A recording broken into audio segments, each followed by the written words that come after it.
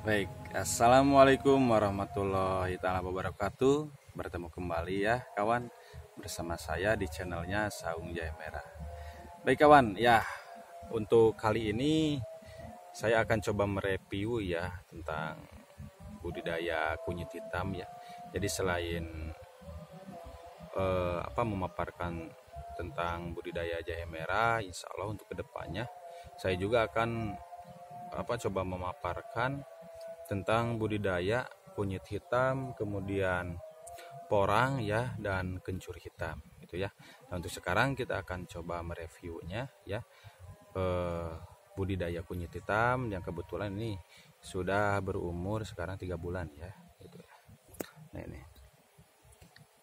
ini ada sekitar 230 polybag ya gitu. Nah, ini kebetulan waktu itu ya saya coba mengembangkan lagi ya, dipotek lagi. Ini awalnya kan saya hanya 23 polybag ya waktu itu, 2 on kalau nggak salah waktu itu belinya. Jadi kebetulan bisa menjadi 23 polybag ya dari 2 on waktu itu. Nah, ini sudah dipotek lagi ya, jadi sekarang sudah 230 polybagan lah gitu.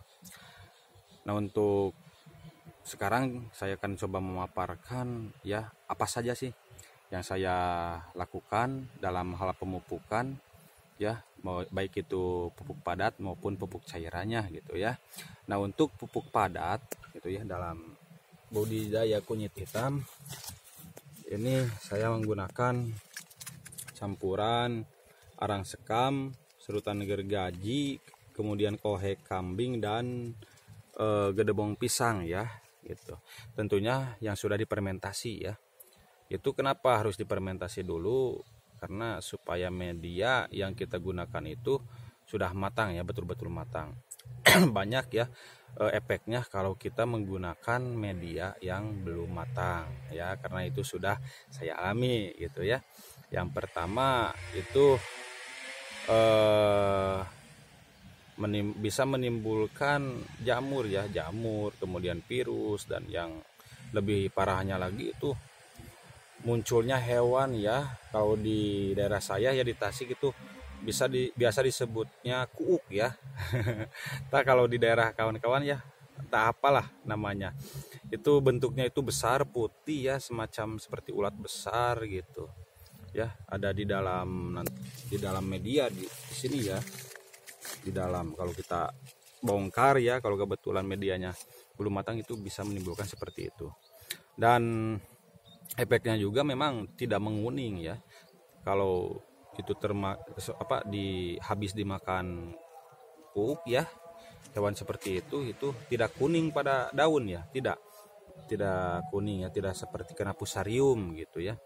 Karena yang kena hama tersebut itu langsung mati aja ya, walaupun hijau mati gitu ya. Itu efeknya itu kan habis ya ke akar itu. Si akar rimpangnya itu habis dimakan. Kemudian nanti ke rimpangnya juga sama gitu ya. Nah, untuk selanjutnya dalam hal perawatan penyiraman gitu ya. Ini saya lakukan 2 hari 1 kali ya kalau musim kemarau gitu. Kalau tidak ada hujan gitu. Kalaupun memasuki musim hujan ataupun suka diselingi ada hujan lah, walaupun pada musim kemarau ya, itu jangan memaksakan untuk disiram ya. Sesuaikan saja, lihat kelembabannya gitu, jangan becek, jangan juga kering gitu ya. Kalau becek kan bisa menimbulkan fusarium lah gitu ya, kebusukan rimpang gitu, dan biasanya itu habis. Kalau sudah terkena fusarium biasanya tidak selamat ya, rimpangnya habis gitu, busuk gitu. Yang saya gunakan dalam perawatan penyiramannya itu POC, fosfor, nitrogen, dan kalium ya. Kebetulan ini masih saya samakan dengan cara perawatan pada jahe gitu ya. Jadi bisa nanti dilihatlah hasilnya gitu ya. Dan alhamdulillah ini, entah kalau menurut kawan-kawan entah maksimal atau tidak ya, dalam usia 3 bulan itu paling sedikit 5 tunas paling banyak. Alhamdulillah ada yang sudah tembus 26 tunas. Kalau menurut saya yang baru belajar ya dalam budidaya kunyit hitam, ya mungkin kalau dibandingkan dengan kawan-kawan ya yang sudah melakukannya jauh hari, itu saya rasa belum full maksimal ya, karena saya yakin teman-teman atau kawan banyak yang sudah ya dalam usia 3 bulan itu mungkin tunasnya ada yang 30-40 mungkin ya gitu. Nah jadi berselang 2 hari ya yang saya lakukan penyiraman ya, 2 hari 1 kali bergantian ya, POC fosfor, kemudian nitrogen, kemudian kalium gitu ya. Dan juga kadang saya suka diselingi dengan air kolam ya, air kolam lele dan air cucian beras gitu ya, suka diselingi dengan itu. Dan ada lagi satu lagi ya, air bawang merah gitu ya.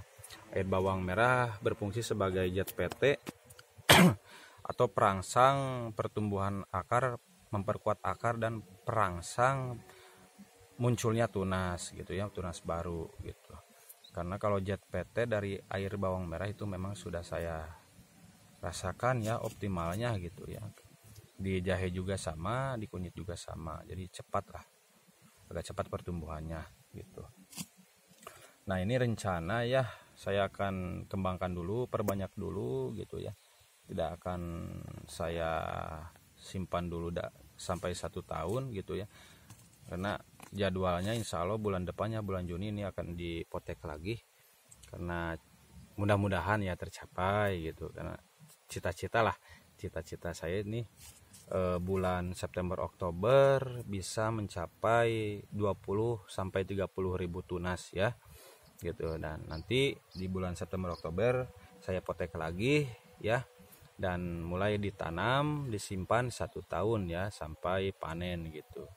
Dan rencana saya perbanyak dulu ini ya, sambil bereksperimen gitu ya, tentang bagaimana sih efeknya ya kalau terus-terusan dipotek ya itu, apakah baik atau mungkin malah sebaliknya gitu ya. Nah itu ya sekilas tentang media dan perawatan yang saya lakukan ya dalam budidaya kunyit hitam gitu ya. Untuk nanti cara pemotekan itu ya, kemudian mungkin ada cara pembuatan POC-nya ya, insya Allah akan saya upload lagi ya di video-video selanjutnya. Untuk sementara perkenalan dulu ya tentang kunyit hitam, mungkin seperti itulah gitu ya. Bila mana ada teman-teman yang mungkin sudah lama ya dalam budidaya kunyit hitam, mungkin lebih berpengalaman ya, itu bisa kita sharingkan. Silakan tulis di kolom komentar ya, karena saya juga sama ya, masih pemula ya, istilahnya pemula, jadi masih ingin terus belajar dan belajar ya. Selain mungkin eksperimen saya sendiri, saya juga kalau ada acuan dari kawan-kawan ya tentang cara perawatan dan budidaya kunyit hitam ya, saya sangat berterima kasih. Kita sharingkan di kolom komentar ya gitu. Mudah-mudahan apa yang telah saya sampaikan bisa bermanfaat ya bagi kita semua. Sekian dulu ya dari saya tentang budidaya dan perawatan kunyit hitam ya. Salam sukses selalu ya. Akhir kata mohon maaf bila ada kata atau yang kurang berkenan ya. Sekian dulu dari saya. Billahi taufiq wal hidayah. Wassalamualaikum warahmatullahi taala wabarakatuh.